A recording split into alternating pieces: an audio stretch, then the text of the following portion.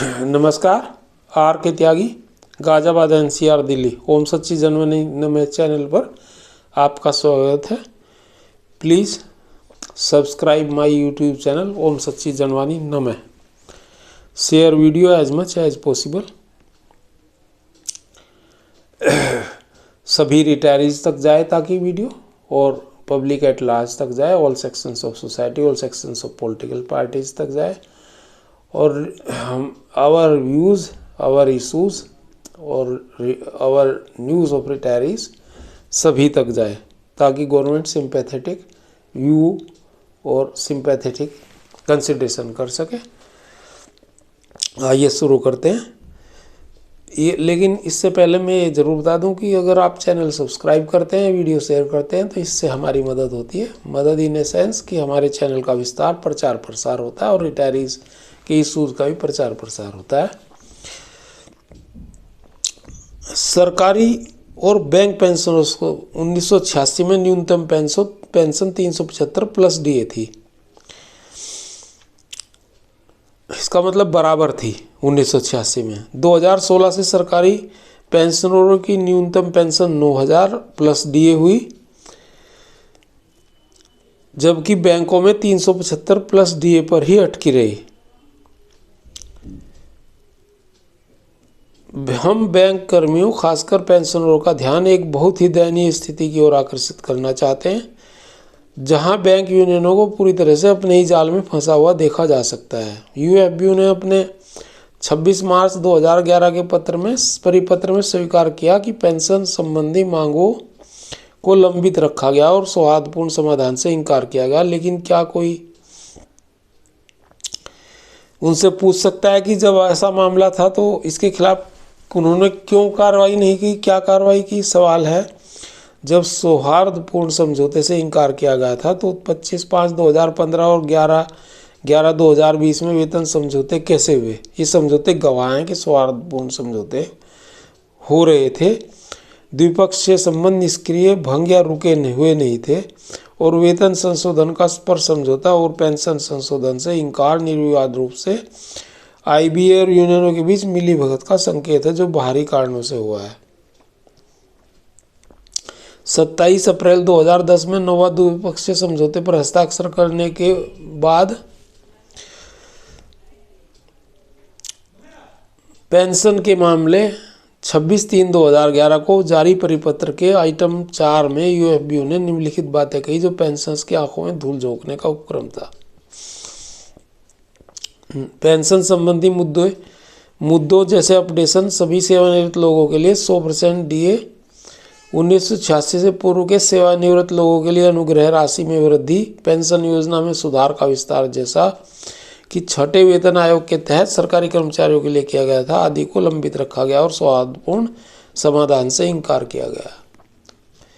Bank pension योजना चौथे केंद्रीय वेतन आयोग की सिफारिशों पर बनी केंद्रीय पेंशन नियमों के अनुरूप 1990 में पहले RBI में आई और फिर 29 अक्टूबर 1993 के समझौते के अनुसार यह बैंकों में लागू की गई।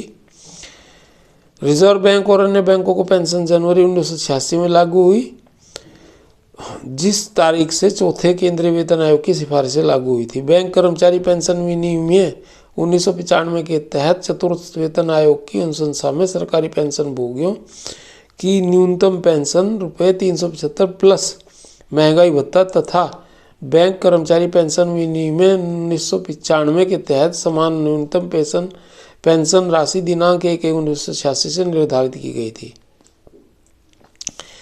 केंद्र सरकार की पेंशन में सुधार जारी रहा और न्यूनतम पेंशन जो तीसरे वेतन में 100 प्लस DA थी, वह 7वें वेतन आयोग में 9,000 प्लस DA हो गई।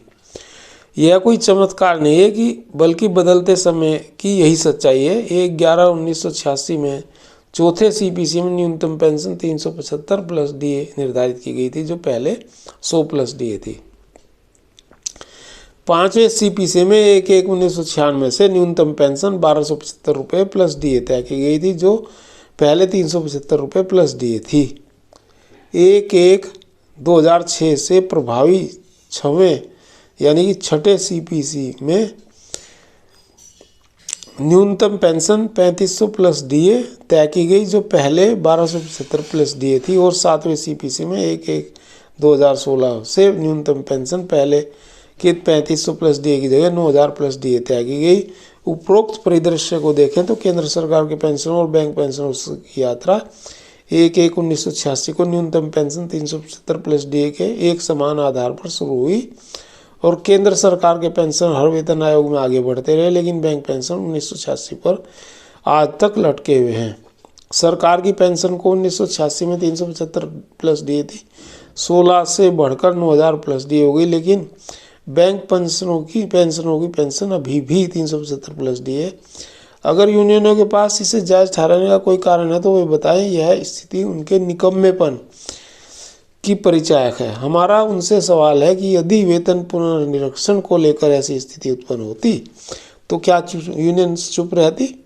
जब बैंक पेंशन की मूल भावना केंद्र सरकार की पेंशन की थी और है, जहां हर वेतन संशोधन के साथ पेंशन पुनर्निरीक्षण की व्यवस्था है, तो उसी के अनुपालन में बैंक पेंशनरों की 1/1/1986 से 31/10/1987 की पेंशन को 5वें द्विपक्षीय समझौते के आलोक में अद्यतन किया गया था। तो बैंक पेंशनरों की पेंशन वेतन रिवीजन के साथ रिवाइज क्यों नहीं की गई? पीएसबी में पेंशन अपडेशन 16वें से 11वें वेतन व्यवस्था के साथ क्यों नहीं हुआ, जो कमीशन नवंबर 1997, 2002, 2007, 2012 और नवंबर 2017 से लागू हुआ था? भारतीय रिजर्व बैंक में पेंशन पुनरीक्षण 31/10/2012 तक किया गया है, अन्य बैंकों की क्यों नहीं हुई? तो ये एक गंभीर सवाल है जो हम यूनियन यूएफबीयू के सभी जो लीडर्स हैं नो यूनियनों के, जिसमें मुख्य हैं AIBA general secretary CHV Venkatachalam, मुख्य वार्ताकार और कन्वीनर हैं मिस्टर संजीव बंदलिस, NCB के जनरल सेक्रेटरी, और उसके अतिरिक्त मिस्टर रूपम राय जो आईबोक के जनरल सेक्रेटरी। मुख्य तो यही है, चूँकि निर्धारण यही करते हैं सब चीज़ों का, बाकी निर्धारण तो यही करते हैं, वार्ता भी यही करते हैं, फाइनल भी यही करते हैं, डिसाइड करते हैं, बाकी तो साइन करते हैं। पर हम नो के नो से पूछना चाहते हैं कि ये क्या है जो हमने आपको पढ़ के सुनाया और बताया है, इस पर विचार करें। आपने रसातल और गर्त में उतार दिए हैं पेंशन, और अब ये एक्सक्रेशिया की एक छोटी सी दे दी है, यानी कि जितना पेंशन अपडेशन किसका बैठ रहा था उसका 1/4 उसको दे दिया गया है। तो इसका भारी विरोध है आम रिटायरी में और आम बैंक पेंशनर में। इस विरोध को आप एड्रेस नहीं कर रहे और ना इस पर आप संज्ञान ले रहे हैं। हम आशा करते हैं कि गवर्नमेंट भी इस पर संज्ञान लेगी और यूनियन भी, IFS, DSFS भी, और कोर्ट में तो हम लोग हैं ही हैं। धन्यवाद साथियों। भारत माता की जय। वंदे मातरम। जय भारत। भारतीय समाज संस्कृति की जय।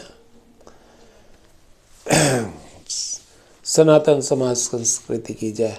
सभी लोग संपन्न, स्वस्थ और प्रसन्न रहें, मंगलमय रहें सब। थैंक्स।